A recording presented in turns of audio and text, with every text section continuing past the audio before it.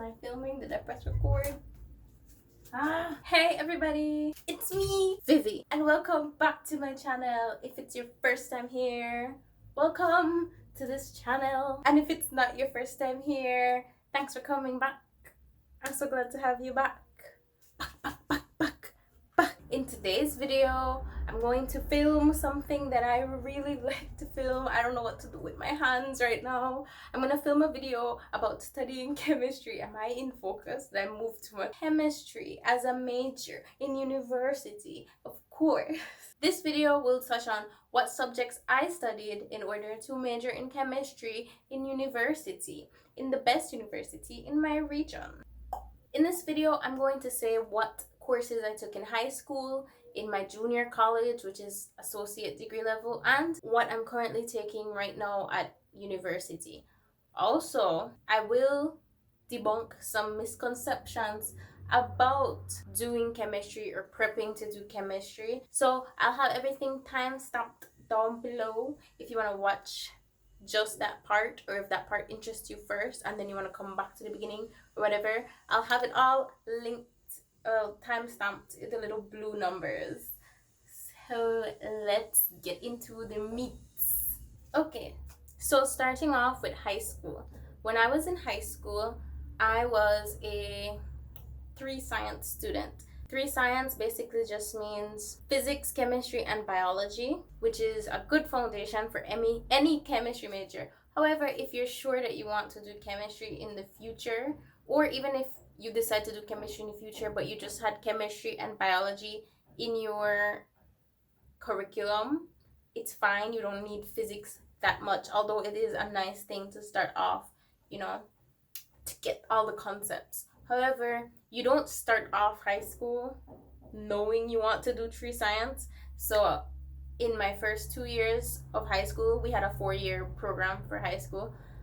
In my first 2 years, I took just general science along with things like IT and the like, maths, of course, English.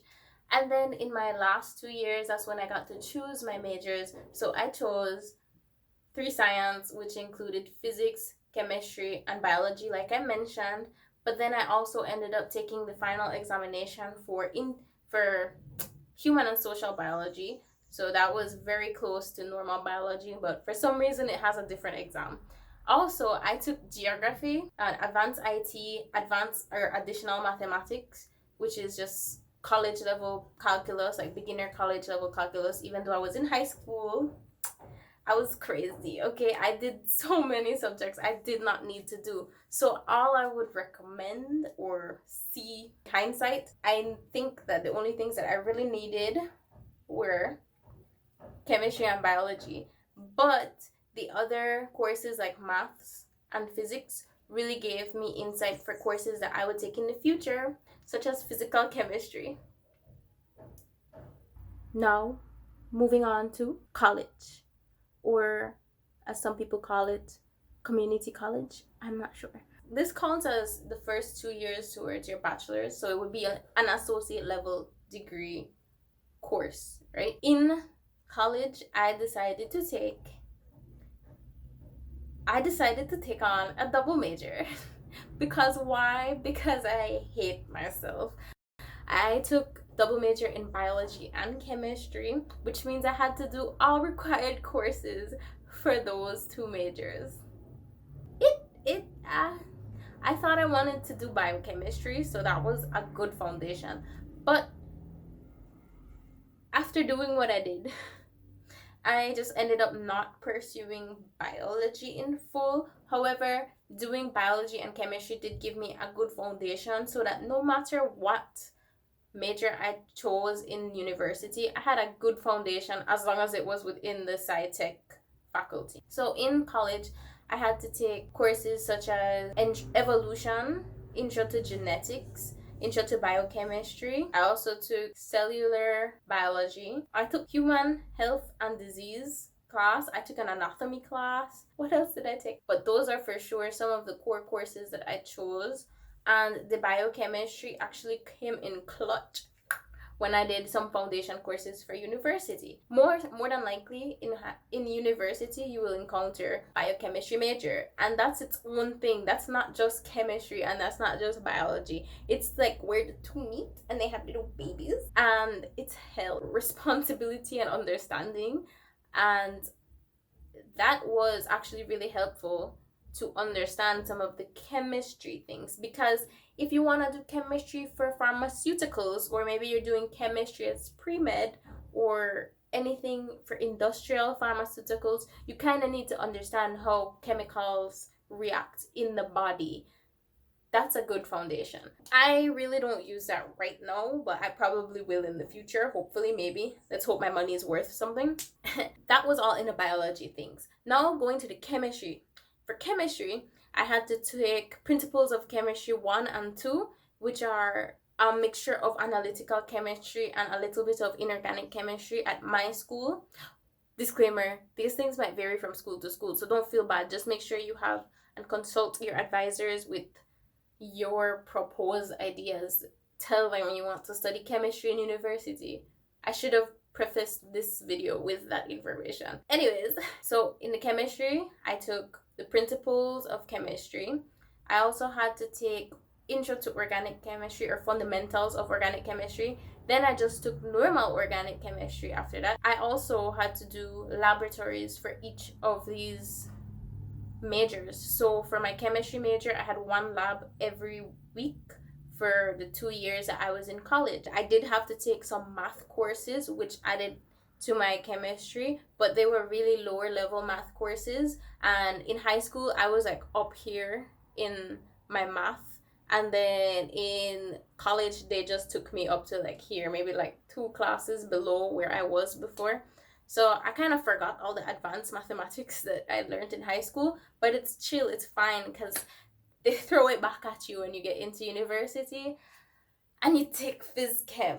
Okay, so when I got to university, I had to take some basic courses as my first year, my foundation, right? For chemistry, I didn't know I wanted to be a chemistry major, but because I loved chemistry so much in college, I decided to make all my electives in my first year chemistry courses. And this was actually very helpful because I then changed my major to chemistry from microbiology to chemistry. And I didn't have to do an extra year because I had already taken those electives. In my first semester of university, the only chemistry courses that I took were Intro to Organic Chemistry and an Experimental Chemistry year-long course. So it wasn't until second semester that I took my Intro to Physical Chemistry and Intro to Inorganic Chemistry. And those weren't that hard. I also had to take Intro to Biochemistry again, and the Intro to Organic Chemistry I had already taken in my college, but for some reason they didn't want to switch the credits over, so I just took it again. It was easy. Your girl got an A. Those 3 courses, the intro courses to those 3 chemistry sections, were mostly what I did for my chemistry major. I also took some other biology courses. Then let's go to my second year in university. First semester, I had to take intermediate organic chemistry again, and I also took a third year course teaching chemistry because it's a very interesting course, and when you learn how to teach, you kind of also learn how you learn. So that was very helpful for me. It really helped with my studying skills with regards to chemistry specifically. So that's already 2 courses I had to take. I also had to continue my year-long chemistry lab component, which was Chemistry Laboratory 2. So in my second semester, second year, I had to take intermediate physical chemistry, intermediate inorganic chemistry. I took a analytical chemistry course as well as a chemistry of the environment course. I feel like I'm missing one out. Oh, and I continued my lab component. So as I got to my second semester, I was told that my second year would be the hardest year, but this was actually a year where I started to understand everything. And it was kind of scary because I was like, whoa, was I stupid before? Why didn't I see this like a year ago? But physical chemistry was super easy. once you put your mind to it. These courses that I took really set a good foundation for what I might do in the future, which I want to do research in a lab. And right now I'm leaning more towards environmental chemistry research. So these courses really offer a great deal of substance to use in the future. Now that I'm in my third year, first semester, and there was a pandemic that just exploded upon the world. Oh my gosh. It's not that happy, but we gotta greet it with a smile so we could just let it leave soon. They had to switch a lot of things around. They couldn't give us our chemistry lab components starting this semester, so we're gonna have to make up for everything in second semester. What we do get this semester, though, that I ended up taking is I take the second part of my environmental chemistry course, which is environmental chemistry and toxicology. This is a third year course. I'm taking advanced. Oh, last semester, the second semester of my second year, I forgot to mention I took advanced organic chemistry. So I'm done with all the organic chemistries throughout my bachelor's degree. So this year I'm taking advanced inorganic chemistry, advanced physical chemistry. I'm taking environmental chemistry and toxicology, as well as doing a research project year long. So I'm hoping that this doesn't get messed up by the pandemic breaking out again. But if all goes well, I will have had research experience. Why did that take so much work to get out of my mouth? Next semester, I'm not sure how things will work out, but I have to continue my research if the universe just allows me to have one good thing. I will have to continue my research project. I will have to do my lab component, as well as take this class called nanostructures, and it's kind of a follow-up to an inorganic course, and also another one, bio inorganic, which is pretty cool in my idea. And I have space for one more thing after that, and I believe it will be my third year analytical chemistry course. So I'm just hoping for the best, and I hope this outline just shows you that in high school I had no idea what I was gonna end up doing, and in college either, and I just set up a good foundation to be able to take chemistry as my major in university. Now I'm going to get into some misconceptions that people have about the subjects you need to study chemistry, right? So a lot of people have this misconception that if you didn't do chemistry in high school or college, you are absolutely blocked from doing chemistry in university. And that is just not true. And you don't have to pass chemistry with flying colors in high school or college either. It would be nice so that your university of choice could just pick you and put you in their chemistry program.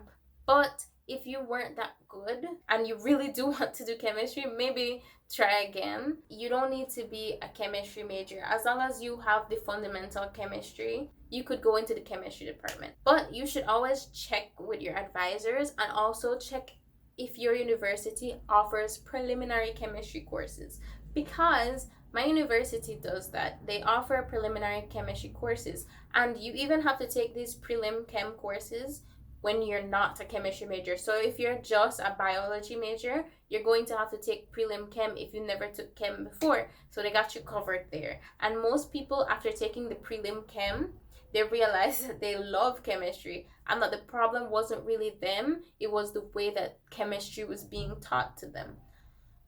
Also, another misconception is that once you start chemistry, you gotta stick with it. And that's not true. You could always switch out of chemistry and take preliminary courses for something else, become a humanities major, become a social science major. You could do whatever you want as long as you put yourself to do the work to supplement your future studies. Another thing is that chemistry leads you into a lot of other things. For example, I didn't know what I wanted to do. I just know I was good at chemistry. So I stick with chemistry. And then in my career as a student, I found that I liked environmental chemistry. And right now I'm pretty much loving environmental chemistry and toxicology. So I want to pursue that environmental studies, but adding my chemistry into the mix. Also, a lot of people do chemistry, but then realize they want to be doctors, medical doctors. So you could always just transfer your knowledge of chemistry and biochemistry into becoming a medical doctor. You could also easily do very specific parts of chemistry. You could be only about nanotechnology. You could be only about the chemistry of technology. You could be only about the chemistry of the body, which is biochemistry. And that's fine as long as you give yourself a chance and you actually stay true and put yourself to learn what you need to learn.